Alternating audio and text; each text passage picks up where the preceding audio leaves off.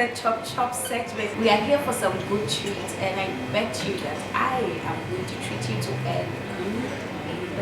How did you get here? Growing up, how was it like? I would say that, I'm growing up with my parents coming from the north. You're not now? Yes, I'm not now. You don't say, where did you get that Samoa from? Actually, my dad was brought up by an Ashanti family. Okay. So to show gratitude, he gave the name of Samoa. We are not that bad. Oh, please. If your father actually named you after him, then it means he treated you very well. Yes, he did. And so we all have the name of Samoa. I would say that,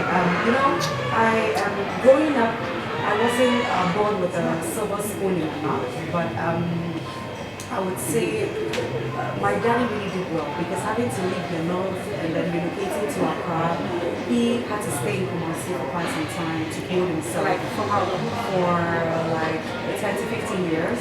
Okay. Before he came and met my mom, and then they started to build a family. And then I remember that it got to a point, things were extremely difficult. So me being like in an international school, I had to let go and then go to a public school. Yeah, so my daddy is one person that made us believe that. Ooh, this looks sumptuous. Oh my goodness. That's quite a lot of food. Yeah. I am starving. Thank you. Bon appetit. Merci.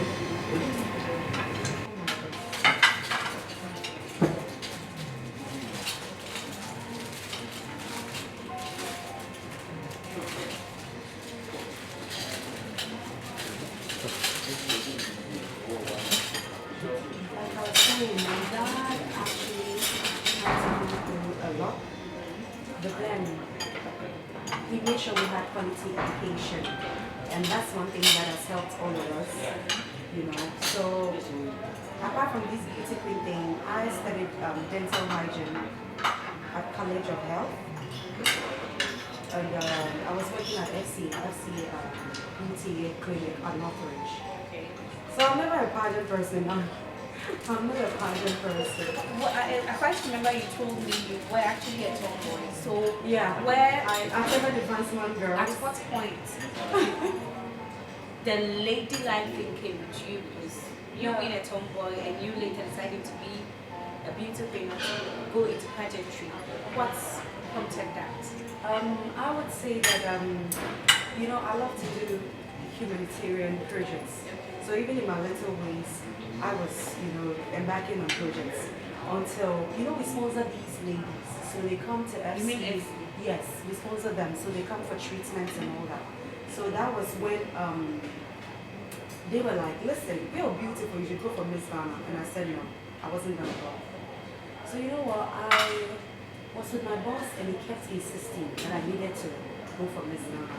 So I told them that, listen, I'm not a pageant person. I'm a tomboy from the First Month Girls. I love athletes too as well. I love to do my tracks, play netball, football and all that. So I'm not going to do it.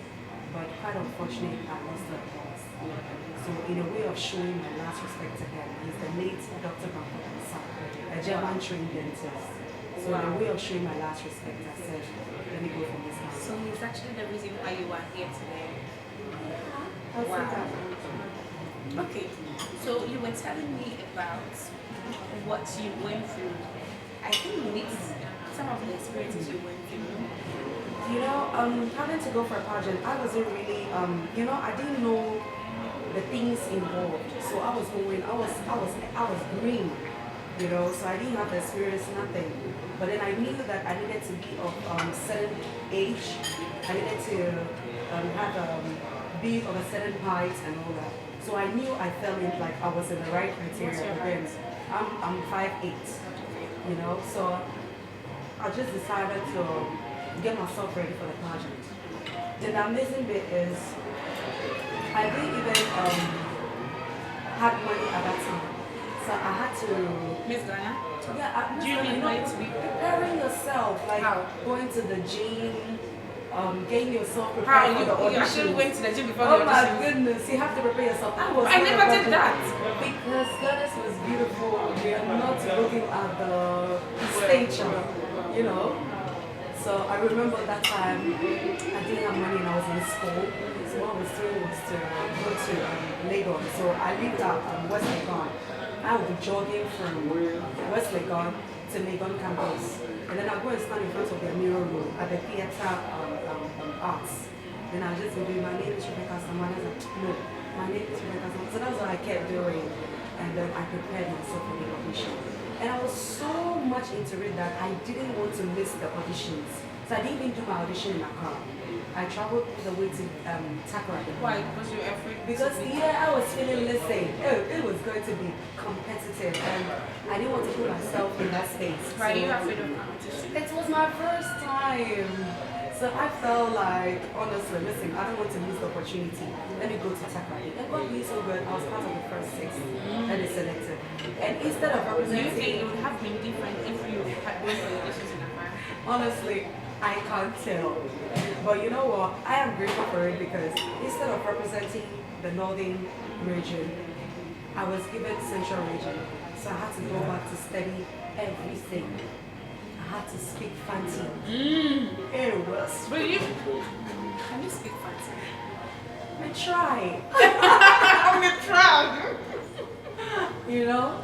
And that was what happened. And yeah, from there I just was part of the top 20, then down to top 10. And then, yeah, I won Miss Fitness, Miss Congeniality, and Miss Discipline at the 2015 Miss Ghana Beauty pageant. And then I came as the second runner.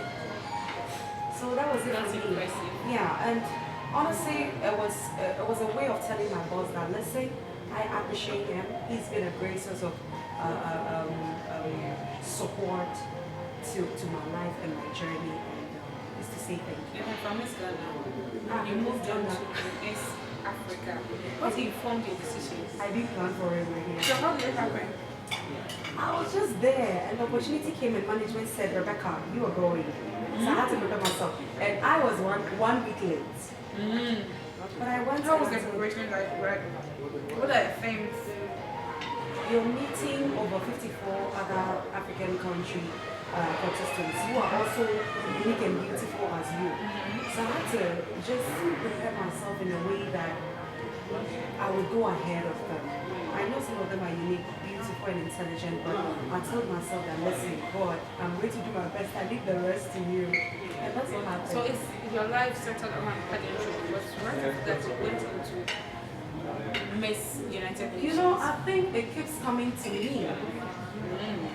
How? The rather keeps coming to me. Because Miss United How did you Nations. get the exploit?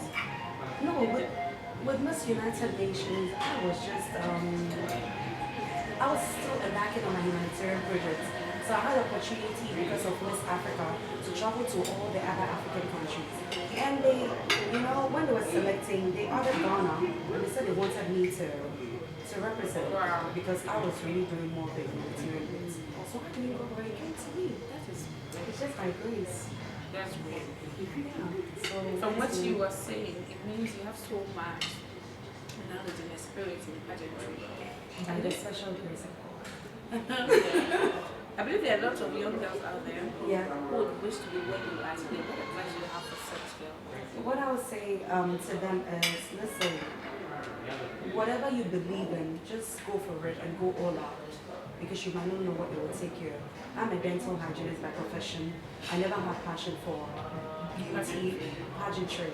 But then, I think it was a way God wanted to make me help more people or be the voice for the voiceless. And honestly, I've done that. Do you have any regrets? What's your worst experience? My worst experience is having to be with, like, mismanagement. I would say mismanagement. In the sense that you know that when you're with a particular organization, you're supposed to be well taken care of. And Are you talking about your own management team or okay, after winning the Miss Ghana? yeah, you know, it's more or less like these organizers, they know they're supposed to put things in place for you to be comfortable. and to enjoy your reign. But then you get there and things start going a bit not too well, and the pressure will all be on you, and you have to make sure that everything is in place, you know. That was it for me. Okay, let me ask you this question. We are both viewpoints. We normally get this question coming from people. Did any organizer or anybody ask you for sex, for position, or for any other favor? Honestly, with me, I didn't have that, let's say, that conversation or anything with anyone, because you know, before you even go for the pageant, I think you're 18 and above. You know what is right and what is wrong, you know. But then there are some people who are bent on just disrespecting themselves and their brands and wanting to rob you into it. So there are companies where you enter and they would even propose it to you in your face. You know, and I've had that experience. Did you go looking for sponsorship after winning this Ghana? Yes, please, a couple of times. And what did you use the monies for?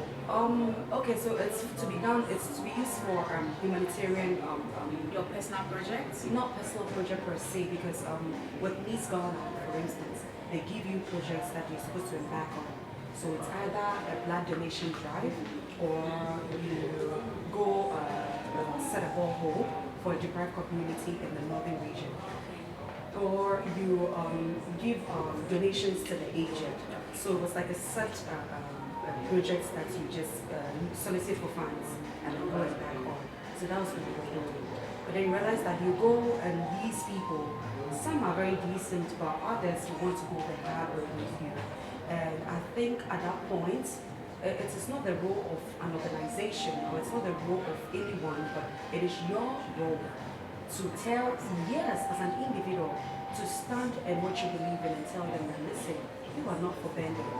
You walk away. And I've done that a couple of times. And you know what I tell them? I say, you see, today I have come to you for sponsorship and you've looked down on me and even disrespected me. I'll walk out without saying anything to you. But see me in the next 2-3 years, you will regret for not supporting me. Wow. And these people, that is great. honestly, Having had this experience, would you advise the upcoming young ladies to go into pageantry? honestly, they are good sides and bad sides. And trust me, it's a very beautiful platform. You just have to be composed. Do you think the good side outweighs the bad side? Yes, the good sides really outweighs the And bad what are sides. some of the advantages that you can? Like winning this Miss Africa, I got to build a beautiful bond with over 54 ladies, 53 ladies, excluding me, from different African countries. And you know, we bonded. We built a sisterhood where they would call, reach out to you, come visit them, and back on a project, like collaborate with them to do projects, and they would be there when you need them.